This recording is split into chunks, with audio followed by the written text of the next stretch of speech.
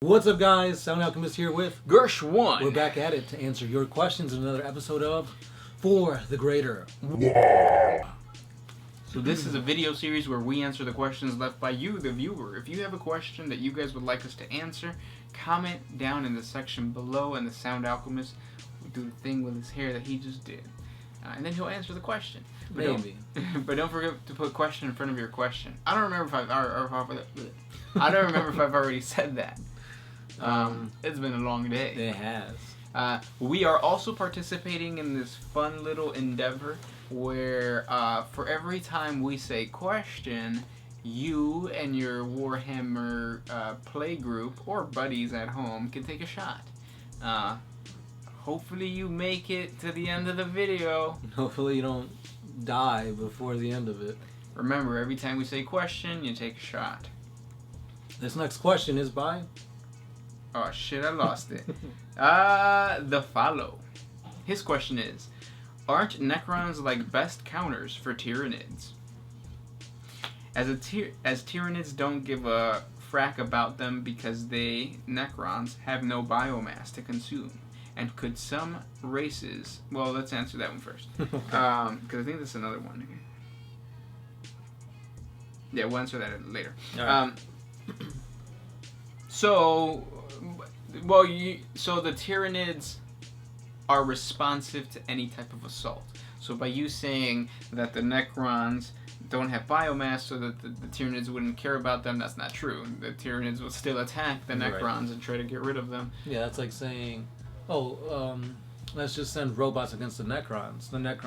Against the Tyranids, and the Tyranids are just going to ignore them and die. That's not going to happen. Yeah, no, that's not going to happen.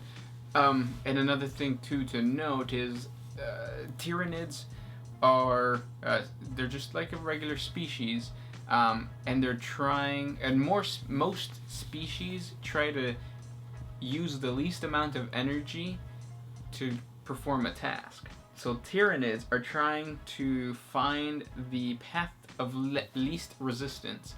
So if they see that the gauze weapons and all that kind of stuff that the Necrons possess really hurts them, and it's really difficult for them to advance when they're fighting Necrons, they might try to avoid the Necrons. And if you avoid the Necrons, Necrons are asleep. So it's really like a galaxy-wide game of Wake Up Daddy. If you ever played that game, you understand. And I don't have to explain. But if you didn't, basically the thing is, don't wake up Daddy. Don't wake up the Necrons. Yeah, don't wake up the Necrons. If you see that, if your Hive Fleet tendril sees that there's just Necrons on this planet, yeah, bring it back in and be like, nah, never mind, just stay sleeping. Mm-hmm. And then most of the time, there's protocols within the Necrons where like they'll send out scarabs. They'll defeat the Tyranids, and then they'll go back and be like, all right, the threat has been annihilated. We can continue sleeping. But yeah. But let's say that the Necrons did completely destroy everything, and then... Or not Necrons, sorry. The Tyranids did destroy everything, and all that's left is Necrons. Necrons versus Tyranids. Do you think that the Necrons are the best? Yeah, easily I feel like the Necrons got it in the bag. The only way I feel like they would lose is if these tendrils of like fleets of Tyranids actually became and you saw the main fleet. So I still feel that the Necrons would win against the tendrils that there are now, but if the whole Tyranid force invaded, their numbers would just overwhelm the Necrons. Yeah, because that is right. We don't know how many Tyranids there are. Mm-hmm. There could be like thousands and thousands of hive fleets just waiting, and I don't think that would be, or I don't think the Necrons would be able to, put up with something as massive as that. Right. But thanks for that question. Next question comes from Chris Calhoun. Ooh. If an animal, for example, a lion, eats and kills a zebra, would that fuel corn, as it is only humanoid? Or is it only humanoids? Animals have psychic presence, so yes. Yeah, because you do have a psychic psychically intuned animals or whatever. Yeah. Like those cats that the Eldar have. So, yeah, even animals can fuel the Chaos Gods. This one's by Guillermo Hernandez. If a Ghost Keel contains a highly sophisticated AI, could there be a Pure Tide variant where the Pure Tide chips are expanded into consciousness and therefore allows Pure Tide to revive? For example, if he was in an Imperial Dreadnought. So they already have Pure Tide engram nanochips that can be inserted into commanders, and they could get basically all of Pure Tide's teachings and wisdom into their tactics. Now, if you put this into an AI, it is kind of possible, but not 100%. Because again, it's not a living being. They can't consciously make decisions beyond that of what's already, I guess, inside the neural chip. So this is kind of seen in Farsight's retinue, his 8 warriors. There's a broadside suit that's all AI, and even though he's a great fighter, he's not the best because obviously AI is limited to, I guess, machine intellect. So it's semi-possible, if that answered your question. Cool. Next question. You have one? If not, I have one here. Bye. Go for it. Googly Doogly. Is there a possibility to repair the Golden Throne? Yeah, there's always a possibility, especially with this, what's the Admech guy? The one. Belisarius Call? Yeah, if he can survive, or if he can resurrect a Primarch, he might be able to do something with the Golden Throne. Mm-hmm. Yeah, definitely. Also, another thing is the Eldar are having a big part in the new advancing lore, and they've got a God of Rebirth. So if anything, I'm pretty sure that could kind of help things out. Mm-hmm. If you could ever get past the whole xenophobia, but we'll see. This one's by All Might. It's almost the same thing. What's the actual possibility that the Emperor will be revived and be a playable character? So the possibility is not like if you could throw something out there, like 30% chance, right? Because of the idea of the Elder. But you have to understand that if the Emperor gets revived,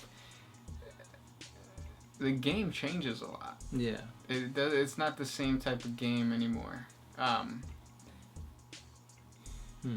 Because it's like, okay, so the Emperor's alive, lore-wise speaking, the Emperor's alive, but he still can't get off the throne because that would take away the Astronomicon. Gameplay-wise, if the Emperor was alive and was an actual playable dude, I feel like everybody would be playing the Emperor. Right. Because he's this OP guy. Mm-hmm. So it's like, if he does get revived, he's going to have to be like, I guess, watered down to like Primarch level, and then you're kind of taking away the whole awesomeness of playing the Emperor. Why not just play Gilliman? Right. Yeah. So it's a slippery slope, and I think the percent is really low of GW actually doing it. Yeah. Thomas R. Can Tyranids absorb Chaos Demons? If so, what could possibly be the result? If the answer is no, you cannot absorb demons. What about possessed Chaos Space Marines? He's just trying to get us. Yeah. So no, because demons are not of reality. So any chance that they have, they're gonna go back into the warp. Mm-hmm. Their desire is not to stay in the warp. It's just that's what, like, the warp just pulls them back in. Yeah. So if they die, they get sucked in. So if they would be thrown into a vat to dissolve, suck them back in. Mm-hmm. Now Chaos Space Marines. If a Chaos Space Marine, the power or the chaos in them, their soul gets absorbed back into the warp. Yeah. So they'll just be absorbing like a regular Marine. Even though, because they do have Shadow of the Warp, does that mean that the Shadow of the Warp just cuts off the connection? So it's like he can't get absorbed. Well, I mean, there's battles and stuff with Tyranids fighting demons. Yeah. But if the whole Shadow of the Warp is present, shouldn't there not even be any demons there to begin with? Right. Unless the demons themselves have a conduit within that planet.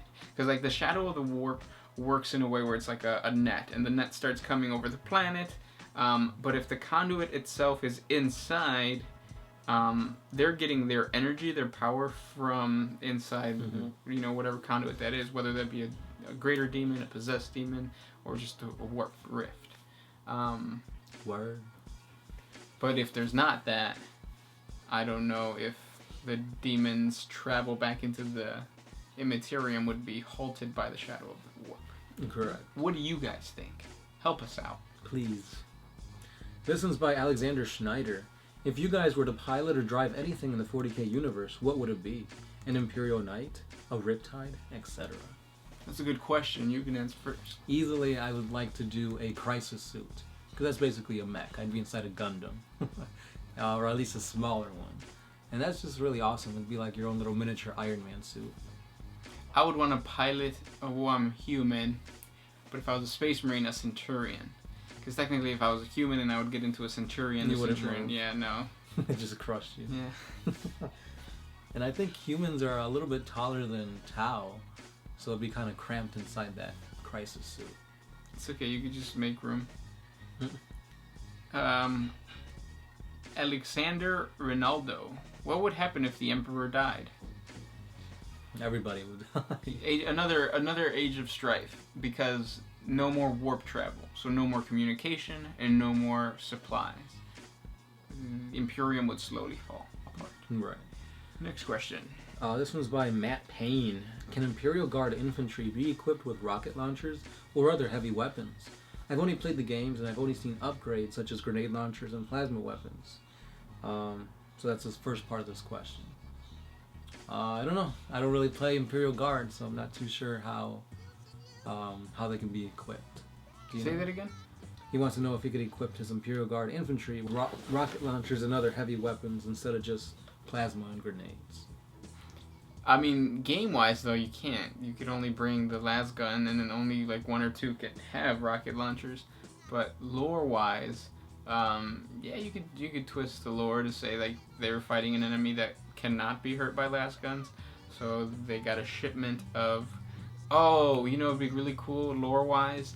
You could say something along the lines of the Administratum, because the Administratum organizes the supply and the gear needed for the war effort. And sometimes throughout all that paperwork and the holographic data sheets, some things get messed up.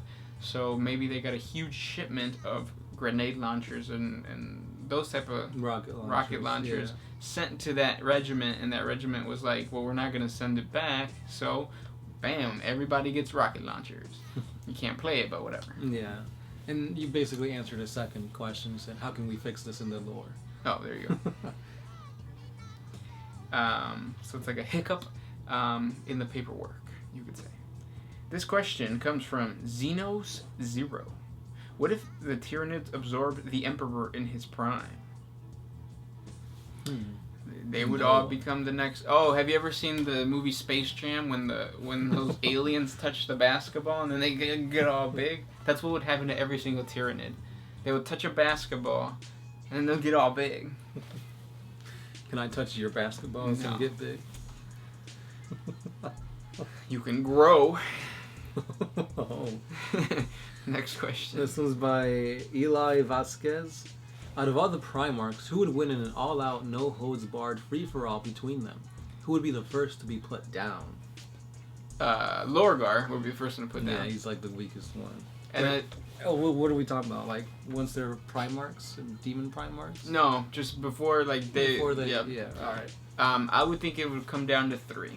It would come down to Vulcan, Leman Russ, and Magnus the Red. And I feel like Magnus the Red would win.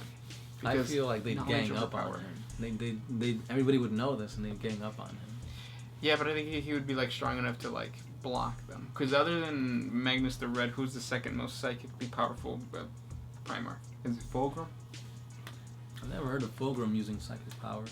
I thought he did. Did he? I don't know. Okay. Yeah, I mean, I'm still saying I think Magnus the Red would win it. I feel like because Magnus, most of his power is all about psychic. So if you get in close, he's out. I mean, Leman Russ took him out. Freaking like cracked his back. Yeah, you're right. So yeah, I would say Leman Russ, Horus, and What's the dude? Vulcan would probably be up there. But I feel like Horus would take it since he's the most strategic and like the I mean, he was War Master for a reason. So. Yeah. What do you guys think? Comment down below.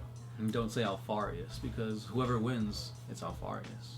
Even if Vulcan wins, it's actually Alfarius.